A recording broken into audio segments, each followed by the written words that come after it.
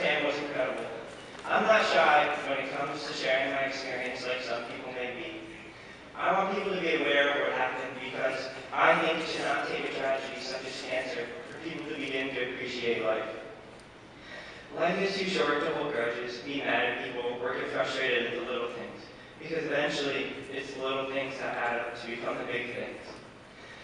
I have known way too many children that have passed away due to cancer, that would have given anything to live a normal life, have a family, get his or her license, or just be a kid for a day. Instead, they had to fight to keep their lives, and to be honest, around half of them don't even make it. I had a friend, and her name was Muriel. She was just 11 years old when she was diagnosed with osteosarcoma, a type of cancer that affects the bone. She has been fighting for her life for the past 5 years. There were 4 other girls that were in the same study with her. They all passed away when they were only 13. With the faith that she possessed, she was able to fight and stay alive for 5 more years. In those 5 years, she fought and surpassed every death date she was given and never stopped smiling. She always kept a positive attitude until this February. On February 5th, her mother posted on Caring Bridge, which is a website for sick people to communicate with others. Muriel has started to transition away from us. Muriel tells me she's not afraid to die. She wants to die at home.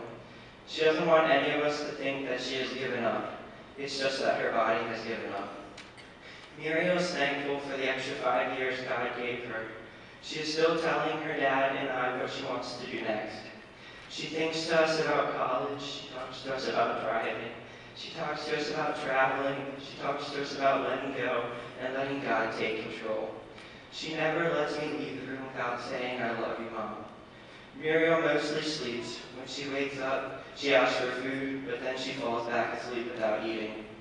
I'm so proud to be her mom. Then on February 10th, her mother posted on Facebook, "Muriel is still hanging in there. Last night her tumor broke through her side and it was bleeding, but not too much. Muriel has been sleeping since then. I am not sure that she will be waking up anymore from here on out, but it's okay, because I can still hear her voice saying, 'I love you, Mom.'" Sadly, 2 days later, her mother posted on Caring Bridge for the last time. The passage was titled, "Muriel has earned her wings." Muriel died in her sleep. She was smiling and looked very peacefully. I am thankful that she is no longer suffering. Muriel told me just the other day that she can't remember what it felt like to run or jump, since she hasn't been able to do that since she was 11. All I could think of is that she would be able to run and jump in heaven soon. I am thankful that we have Muriel in our lives 5 more years than we deserved. She will be forever grateful for all the help to fulfill Muriel's bucket list.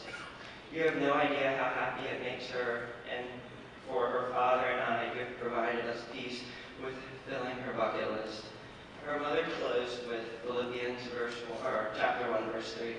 I thank God for every remembrance of you. She is a perfect example of how one must not lose hope when it comes to cancer. Even though she passed away, she really won the fight because she didn't let the disease take over her emotionally when she was alive. I cannot begin to describe how honored I am to be her friend.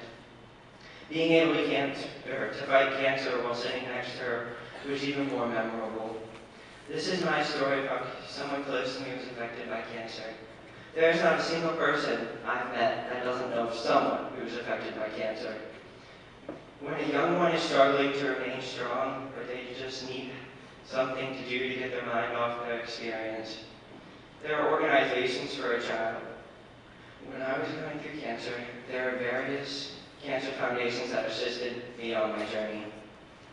One was Make-A-Wish. Make-A-Wish is a foundation that grants a child with cancer one wish. My wish was to go on a Disney cruise. Another was Casey Cares. They sent my family and I tickets to an Orioles baseball game.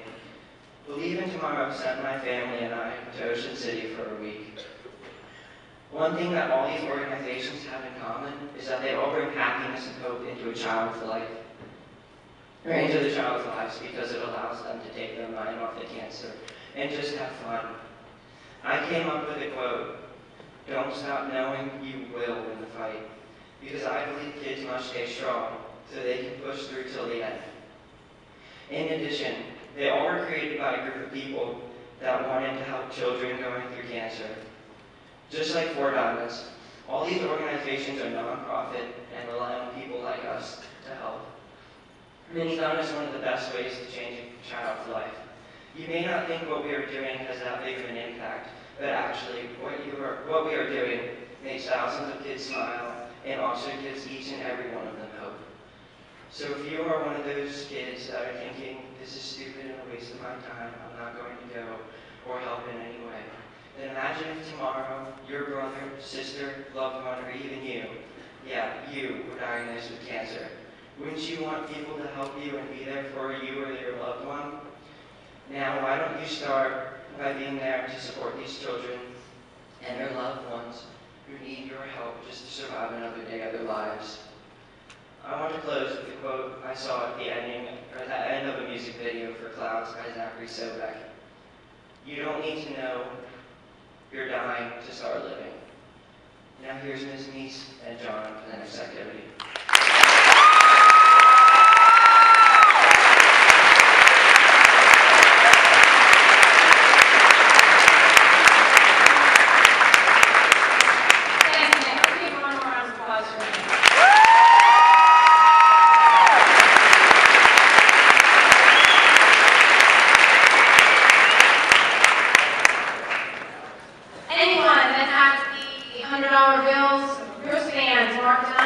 Come down the floor.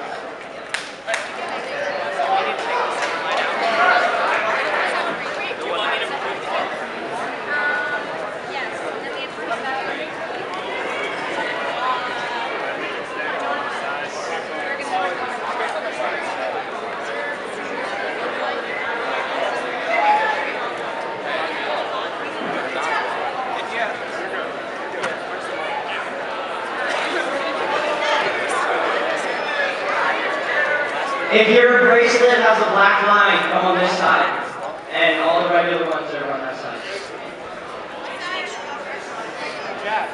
Black lines, if it's marked with a black line over here.